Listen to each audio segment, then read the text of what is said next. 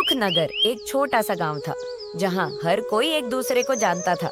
गांव के चौराहे पर राजेश मल्होत्रा की पकौड़े की दुकान थी, जो न केवल खाने के लिए मशहूर थी बल्कि गांव के लोगों के लिए एक मिलन स्थल भी थी। राजेश के पकौड़े में उसका प्यार और मेहनत झलकती थी। वह हर ग्राहक को अपने परिवार की तरह मानता था। राजेश के दो बेटे थे, राहुल और संजय।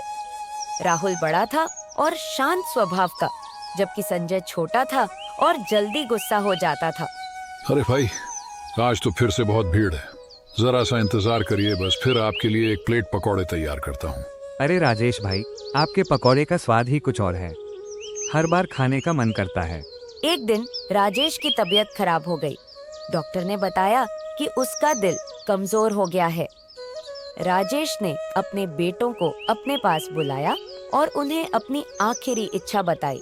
मेरे बाद इस दुकान को तुम दोनों को मिलकर संभालना है। मेरी एक आखिरी इच्छा है कि मेरे पकौड़े की रेसिपी तुम दोनों के हाथों में ही रहे। ये सिर्फ एक रेसिपी नहीं, बल्कि हमारे परिवार की विरासत है। पिताजी, आप ऐसा क्यों कह रहे हैं? आपको कुछ नहीं होगा, हम सब आपके साथ हैं। हाँ पिताजी, आप चिंता न करें, हम इस काम को आगे बढ़ाएंगे। राजेश की मृत्यु के बाद संजय ने रेसिपी को अपने पास रखने का फैसला किया और राहुल से अलग हो गया। वह गांव के दूसरे छोर पर अपनी दुकान खोलता है। राहुल बिना रेसिपी के ही अपनी दुकान चलाने का फैसला करता है। भैया, मैं इस बिजनेस को अकेले संभालूंगा, मुझे तुम्हारी मदद की जरूरत नहीं है। संजय, यह पिताजी का सपना था कि हम दोनों मिलकर काम करें। तुम यह गलती मत करो। मुझे किसी की सलाह की जरूरत नहीं है, अब मैं अपने तरीके से काम करूंगा। गांव के लोग दोनों भाइयों के बीच के टकराव से हैरान थे। वे राहुल की दुकान पर जाने लगे क्योंकि वहां उन्हें अच्छा खाना और अच्छी सेवा मिलती थी। संजय की दुकान धीरे धीरे खाली होने लगी। यार, संजय तो पागल हो गया है। उसके पकौड़े अच्छे हैं, लेकिन उसका व्यवहार बहुत खराब है। हाँ, राहुल की दुकान पर जाना बेहतर है। वहाँ हमें इज्जत मिलती है। संजय को एहसास होता है कि उसने गलती की है। वह राहुल से मिलता है और उससे माफी मांगता है। भैया, मुझे माफ कर दो, मैंने गलती की है। मैं समझ गया हूँ कि पिताजी की असली रेसिपी प्यार और सम्मान थी। संजय, तुम्हें यह समझ आ गया, यही मेरे लिए सबसे बड़ी खुशी की बात है। चलो, अब हम मिलकर इस काम को आगे बढ़ाते हैं। दोनों भाई मिलकर काम करने लगते हैं। वे गांव के लोगों के लिए एक नई दुकान खोलते हैं, जहां वे न केवल पकौड़े बेचते हैं बल्कि गांव के युवाओं को रोजगार भी देते हैं।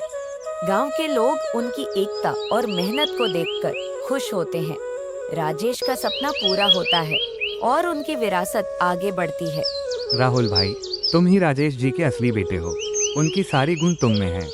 धन्यवाद भाई, ये सब आप लोगों के आशीर्वाद से ही संभव हुआ है। काश पिताजी मुझे माफ कर दे। मुझे पूरी उम्मीद है कि हम दोनों को साथ देखकर पिताजी को तुमसे कोई शिकायत नहीं होगी। कहानी का अंत होता है, लेकिन इसका संदेश हमेशा हमारे साथ रहता है। राजेश मल्होत्रा की विरासत ने हमें सिखाया कि प्यार, सम्मान और एकता ही सफलता की असली कुंजी है। राहुल और संजय की कहानी ने दिखाया कि गलतियां करना इंसानी फितरत है, लेकिन उन गलतियों से सीखकर आगे बढ़ना ही असली जीत है। हमें यह कहानी यह याद दिलाती है कि परिवार और भाईचारे के बंधन से बड़ा कुछ नहीं है। चाहे जितनी भी मुश्किलें आए, अगर हम एक साथ मिलकर चलें तो कोई भी सपना असंभव नहीं है। अगर आपको यह कहानी पसंद आई हो तो इसे अपने दोस्तों और परिवार के साथ जरूर साझा करें। और हाँ, सच्ची कहानी पर ऐसी ही और प्रेरणादायक कहानियाँ सुनने के लिए हमें सब्सक्राइब करना न भूलें। आपके प्यार और सपोर्ट के लिए धन्यवाद। जुड़े रहिए, सीखते रहिए और आगे बढ़ते रहिए। राधे कृष्ण।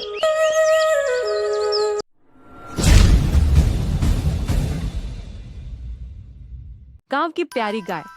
गांव सुखपुर की हवा में हमेशा एक मिठास भरी रहती थी। यहाँ के लोग सादगी से जीवन जीते थे और प्रकृति के साथ उनका गहरा रिश्ता था। गांव के बीचों बीच एक छोटा सा घर था, जहाँ एक विधवा महिला राधा और उसका छोटा बेटा मोहन रहते थे। राधा के पास एक गाय थी जिसका नाम था लक्ष्मी। लक्ष्मी सिर्फ एक गाय नहीं थी, बल्कि राधा और मोहन की जिंदगी का आधार थी। लक्ष्मी का दूध बेचकर ही राधा अपने परिवार का पेट पालती थी। मोहन को लक्ष्मी से बहुत प्यार था और वह उसे अपनी सबसे अच्छी दोस्त मानता था। एक दिन गांव में एक बड़ा मेला लगा। मेले में दूर दूर से लोग आए थे और गांव में खुशी का माहौल था। मोहन ने राधा से कहा, माँ, क्या मैं लक्ष्मी को मेले में ले जा सकता हूँ? वह भी मेले का आनंद लेगी। राधा ने मोहन की बात मान ली और मोहन लक्ष्मी को लेकर मेले में चला गया। मेले में लक्ष्मी ने रंग बिरंगी चीजें देखी और मोहन ने उसे मिठाई खिलाई। लक्ष्मी खुश थी और मोहन को उसकी खुशी देखकर बहुत अच्छा लग रहा था।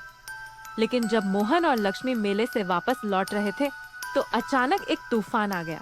बारिश होने लगी और आसमान में बिजली चमकने लगी। मोहन और लक्ष्मी रास्ता भटक गए और वे एक जंगल में फंस गए। मोहन ने लक्ष्मी से कहा, लक्ष्मी, हमें घर वापस जाना है। माँ हमारा इंतजार कर रही होगी। लक्ष्मी ने मोहन की बात सुनी और उसे अपनी पीठ पर बैठा लिया। लक्ष्मी ने अपनी सूझबूझ से रास्ता ढूंढा और मोहन को सुरक्षित घर ले आई।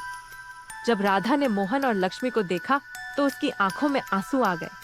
उसने लक्ष्मी को गले लगा लिया और कहा, तुम हमारी सच्ची दोस्त हो लक्ष्मी, तुमने मेरे बेटे की जान बचाई है। उस दिन के बाद से लक्ष्मी और मोहन की दोस्ती और गहरी हो गई।